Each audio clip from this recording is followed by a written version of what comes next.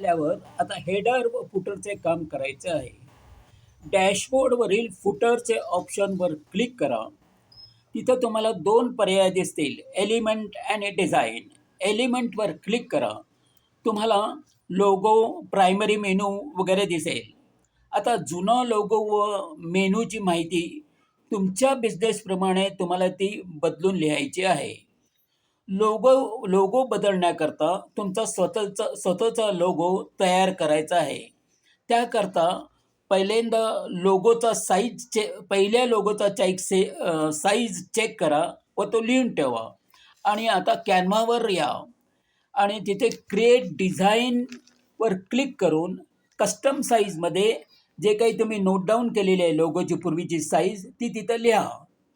आणि इमेज व टेक्स्टमध्ये लोगो किंवा लोगोचे नाव लिहा. त्यानंतर तो लोगो अथवा इमेज त्याचं बिझनेसचे नाव डाउनलोड करून वेबसाईटवर येऊन ते नॉर्मल पद्धतीने अपलोड करा. आणि हे झाल्यानंतर ते परत तुम्हाला ते रीलोड किंवा रिफ्रेश करावे लागेल. वेबसाईटवर येऊन त्याची ती पडताळणी करा. त्याचप्रमाणे साईट टायटलच्या जागी तुमचे एक ब्रीदवाक्य लिहायचे आहे, जसे की वन स्टॉप मार्केटिंग सोल्युशन, किंवा तुम्हाला दुसरे काही तुम्हाला जे आवडेल तसे पण तुम्ही लिहू शकता.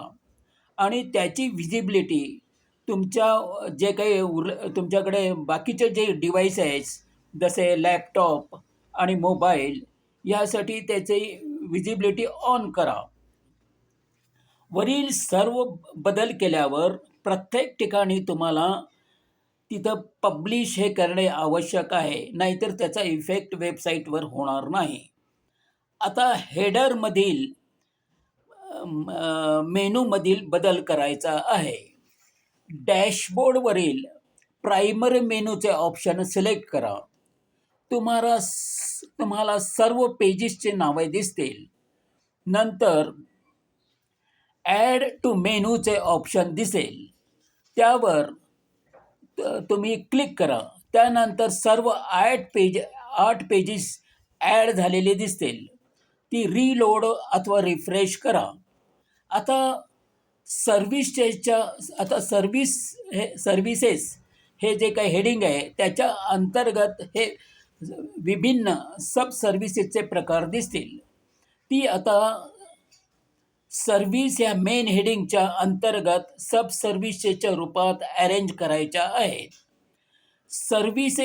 सर्व्हिसेसच्या मेन ऑप्शनच्या खाली ती जी काही जागा असते ती थोडी तुम्हाला ती सरकवावी लागेल, म्हणजे ती सब सर्व्हिस तयार होईल आणि वर सर्व्हिस हेडिंग असेल. म्हणजे हे तुम्हाला सेट करावं लागेल. आणि ही नावे हे टाईल्सच्या पद्धतीने केलेली असतात. जसे काय एक टाईल्स तुम्ही सरकवता तसे ते तुम्ही ते सरकवू शकता. आणि ती खाली ते टाईल्स खाली किंवा वर बाजूला पण सरकवता येते. हे सेट झाल्यानंतर तुम्हाला ते परत रीलोड करायचं आहे. ह्या पद्धतीला ही जी काही तुम्ही आता ही पद्धत अवलंबली त्याला ड्रॉप डाऊन मेनू असे म्हणतात. म्हणजेच एकाच मेन हेडिंगच्या खाली सब मेनू येणे. त्यामुळे प्रायमरी मेनू हा हेडरमध्ये सुटसुटीत व तो सुंदर दिसतो. हेडरवरील स्ट्रक्चर साधारणपणे प्रथम डाव्या बाजूला लोगो असतो, मध्ये मेनू असतो आणि उजव्या बाजूला बटन असते. आता फुटरचे सेटिंग करूया. ह्याकरता फुटरचे ऑप्शन सिलेक्ट करा. त्यात तुम्हाला 4 विजेट दिसतील, जसे विजेट 1, विजेट 2, विजेट 3, विजेट 4. जसे पहिल्यामध्ये तुम्हाला सोशल मीडिया दिसेल, नंतर सर्व्हिसेस दिसेल, नंतर ईमेल किंवा ॲड्रेसेस किंवा नंतर बिझनेस आवर्स, असे प्रत्येक विजेटमध्ये तुम्हाला माहिती दिसेल. त्या प्रत्येक विजेटवर तुम्ही क्लिक करा. त्यातील पेन्सिल हे ऑप्शन तुम्हाला दिसेल क्लिक केल्यावर. त्या पेन्सिलवर क्लिक करून तुम्हाला जो बदल हवा आहे तो करायचा आहे.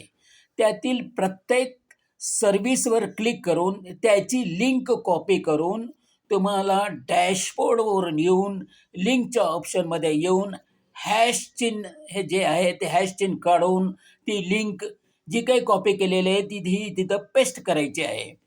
जर का तुम्हाला क्लायंटना हे प्रोडक्ट्स पेजेस दाखवायचं नसेल तर ती लिंक कॉपी तिथं तुम्ही पेस्ट करू नका आणि तो हॅशटॅग जो आहे तोच तिथं ठेवा. तो हटवू नका. म्हणजे क्लायंट फक्त होम पेजवरच जातील आणि ते प्रोडक्ट किंवा सर्व्हिसेसच्या पेजवर ते जाणार नाहीत. ही झाली वेबसाईटबद्दलची कालची पूर्ण माहिती. आता तुम्हाला आज सर काय शिकवणार आहेत ते म्हणजे प्लगिन्सची माहिती देतील आणि ते वेबसाईट बॅकअप कसे करायचे त्याची माहिती देतील आणि वेबसाईट गुगलशी कसे कनेक्ट करायचे हे शिकवतील आणि त्यानंतर व्हॉट्सअप बटन कसे क्रिएट करायचे आणि त्याचे ऑपरेशन कसे करायचे आणि त्या बटनाच्या मागे ती लिंक कशी क्रिएट करायची ह्याबाबतची सविस्तर माहिती ती आज दिली जाईल. ही झाली वेबसाईटबद्दलची माहिती. धन्यवाद.